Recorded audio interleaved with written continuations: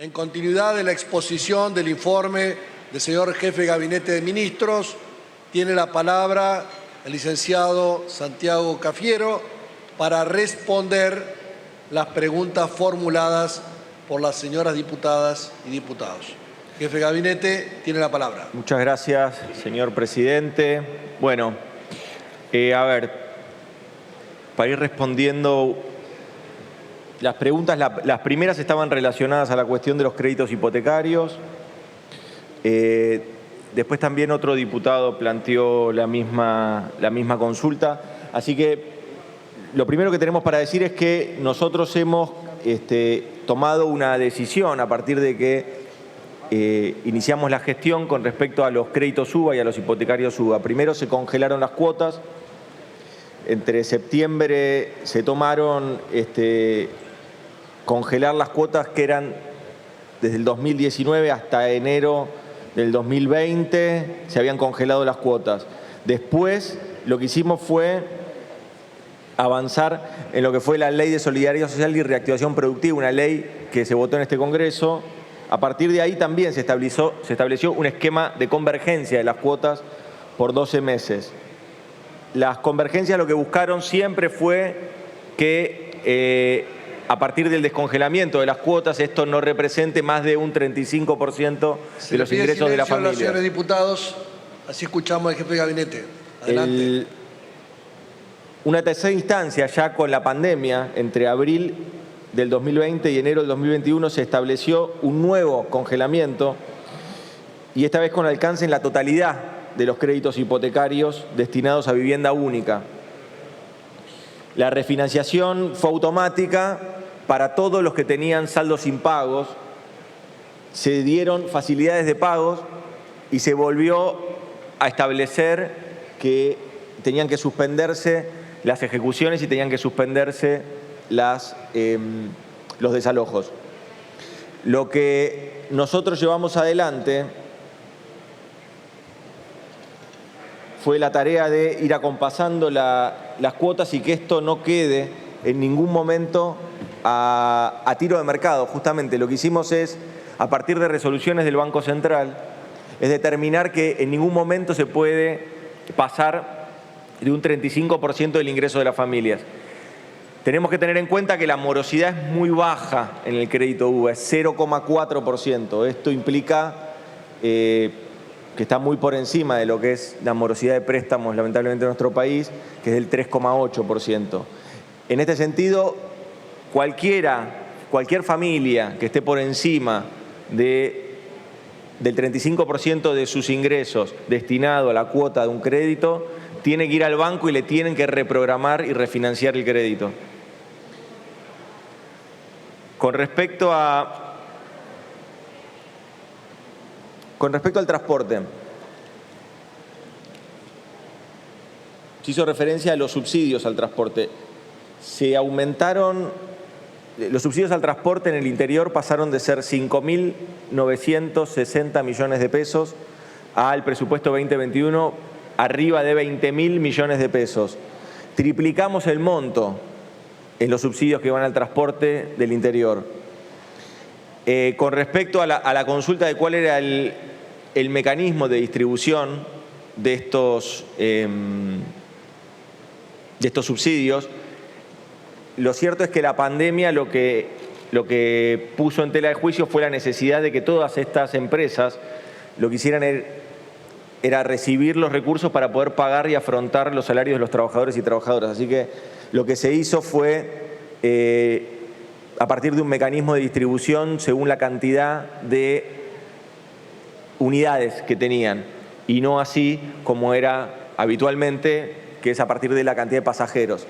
Con esto lo que se logró, lo que se buscó, es que se contenga un sector desde el punto de vista económico y no con una mirada logística, sino apuntando fundamentalmente a la conservación de los puestos de trabajo.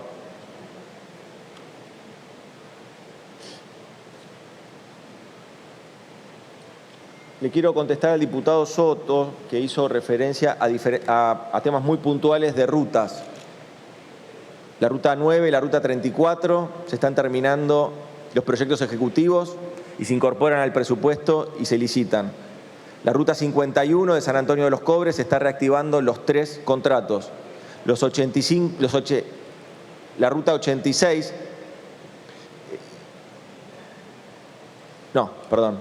los 86 contratos sin principio de ejecución del gobierno anterior, ahora ya se están trabajando en Vialidad Nacional y con la provincia para iniciarlos a la brevedad. Y después la extensión de la Ruta 40, en el aniversario de Güemes, como ustedes recordarán, se anunció el llamado a licitación de la extensión de la Ruta 40. Esto lo hizo el presidente con el gobernador allá en la provincia.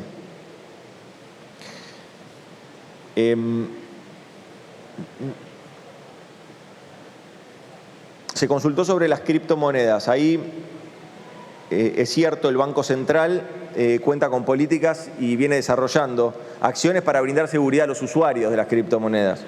Es cierto también que lo que detalla esto es la necesidad de empezar a generar mecanismos de regulación, naturalmente.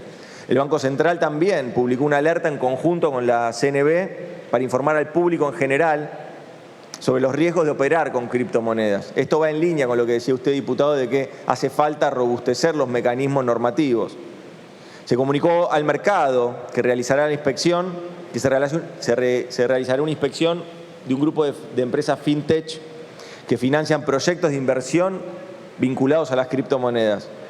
Se fiscaliza el cumplimiento de las disposiciones en materia de protección de los derechos de los usuarios en los servicios financieros. El Banco Central viene impulsando y participando en diferentes acciones de difusión para concientizar a los clientes del sistema financiero.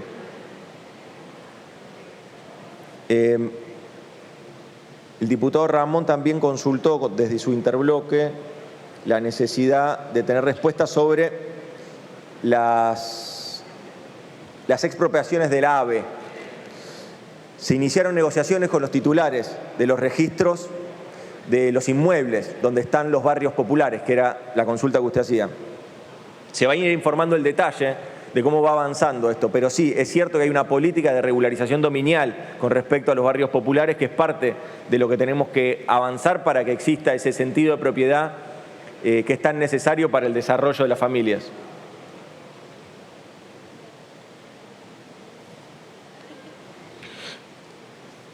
Luego, la ley de góndolas. La ley de góndolas recién se está poniendo en funcionamiento. La ley de góndolas también lo que trae aparejado es la necesidad de trabajar con los programas vinculados a la ley de góndola, pymes en góndola, programas vinculados también a la necesidad de ofertas de productos, hasta incluso de productos de la economía popular. Así es como está planteado todo el programa que tiene que ver con la aplicación plena de la ley de góndolas. Es cierto lo que se plantea, pero son velocidades distintas. Se está poniendo en funcionamiento, es una ley que se está poniendo en funcionamiento, que naturalmente eso va a ir demorando cierto tiempo, pero se está llevando adelante. Es cierto lo que planteaba el diputado, si bien hay en lugares donde tienen más facilidad para ponerlo en funcionamiento más rápido, bueno, eso se está viendo también. La necesidad de contar con mayores inspectores para poder vincular el objetivo que tiene la ley de góndolas con los efectos concretos que se están logrando es parte del trabajo que está haciendo el Ministerio de Desarrollo Productivo de la Nación.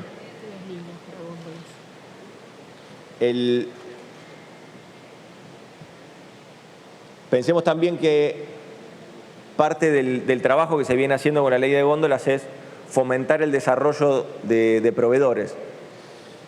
Ahí tenemos dos líneas específicas de financiamiento. Algunas son líneas de crédito a tasa subsidiada, que son más de 1.700 millones de pesos, y otro financiamiento son aportes no reembolsables de 3.000 millones de pesos. Con esto nosotros pensamos, y el acompañamiento del Estado, el marco normativo del acompañamiento del Estado, es que vamos a poder avanzar con la implementación plena de la ley.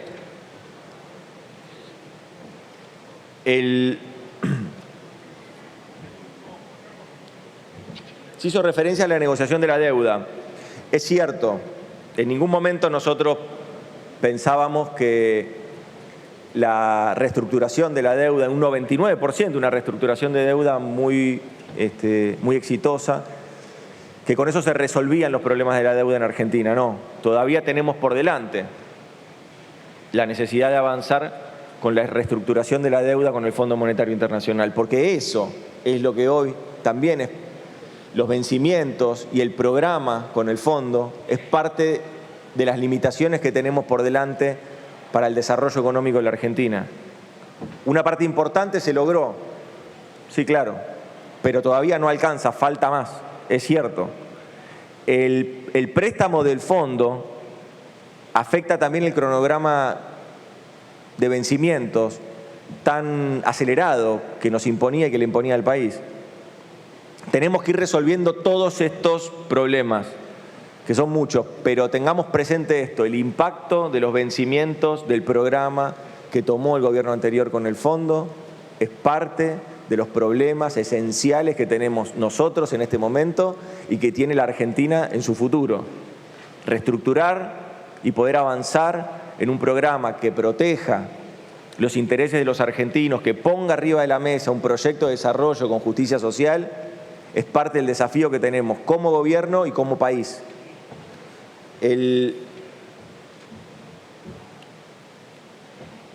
Quería pasar algunos datos porque con el tema de la vacunación y que no quería que quede inconcluso. Ahí el diputado Buca hizo referencia al plan de vacunación y es cierto, se viene avanzando muy bien. También, solo un detalle, solo un dato para agregar. Cuando nosotros decimos los porcentajes de la cantidad de gente vacunada, son los porcentajes en términos estadísticos, no es en términos de los que se anotaron, es decir, es la cantidad de argentinos y argentinas que están en ese rango etario que ya recibieron al menos una dosis o las 2 dosis. Con lo cual no es solamente con los anotados. Si fuera por los inscriptos ya estaríamos en muchos lugares mucho más elevado, casi llegando al 100%, porque eso sí, usted hacía referencia a la necesidad de ir a buscar a aquellos que todavía no se vacunaron, y claro que tenemos eso. Por eso algunas jurisdicciones ya empiezan a activar la posibilidad de acceder a la vacuna sin inscripción previa. Eso es importante, vencer los miedos que muchas veces se infundieron en la campaña de vacunación. Y el mejor método para vencer esos miedos y acceder a la vacuna es el boca a boca, es el vecino, es el amigo, es el familiar que le dice que tenga confianza y que vaya y que se vacune. Naturalmente, nosotros queremos que se vacunen todos los argentinos y argentinas. Sabemos que al tener una vacunación optativa no se va a llegar al 100%, pero sí lo que podemos ver con mucha claridad es que la Argentina tiene una cultura de vacunación que es muy potente, muy por encima de otros países, y Argentina va a llegar a una cobertura muy importante a la hora de poder contar con el día después de la pandemia. Solamente datos relacionados a la campaña de vacunación. Porque cuando discutimos sobre el mundo, lo que tratamos de hacer es ver dónde estamos parados, ¿no? Cuando uno busca un parámetro, lo que busca es, bueno, dónde está uno, en qué lugar está uno parado. Argentina se encuentra en el puesto número 18 con 23 millones de vacunas aplicadas. Esto es en dosis administradas en todo el mundo hasta el 6 de julio. Es decir, Argentina es uno de los países que más vacunas ha administrado a su población. Uno de los 18 países que más ha administrado. Si vamos a otro corte estadístico, todos datos que son datos públicos. Dosis diarias administradas en todo el mundo, en promedio en los últimos 7 días. Argentina está 15, número 15. Con 370.000 dosis aplicadas, por ejemplo, el día de ayer. Los países con más cantidad de vacunas aplicadas son, naturalmente, China, India, pero fíjense, la Argentina se inscribe en este universo.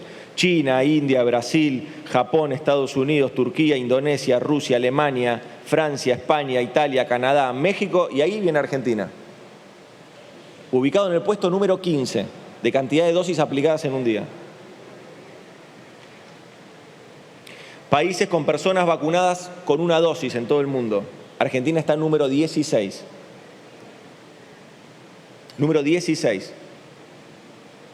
Y con vacunas aplicadas al 6 de julio, la Argentina también está, de la cantidad de vacunas, no solamente con una dosis, también está número 16. Es decir, la campaña de vacunación de la Argentina es una campaña de vacunación que viene a paso firme, y que no necesitamos politizarla, no necesitamos ideologizarla. Saquemos a la vacuna de la campaña electoral, saquemos a la pandemia de la campaña electoral.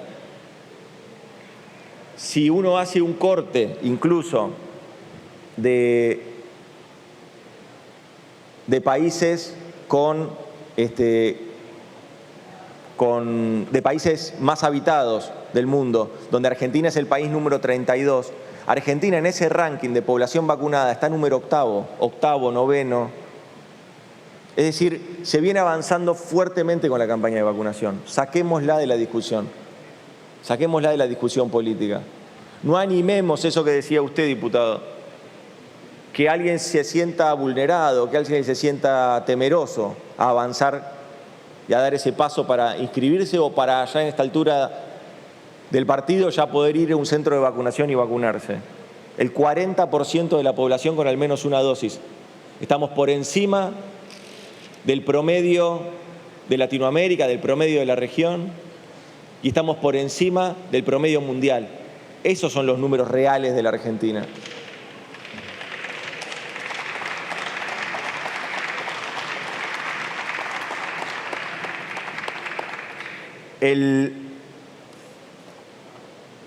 Tomo algunas de las propuestas que dijeron los diputados y creo que es necesario continuar con el diálogo político y poder avanzar. Si alguna de las preguntas que hicieron puntualmente no estuvieron debidamente respondidas, pueden hacerlo por escrito y la jefatura de gabinete lo va a responder. Yo creo que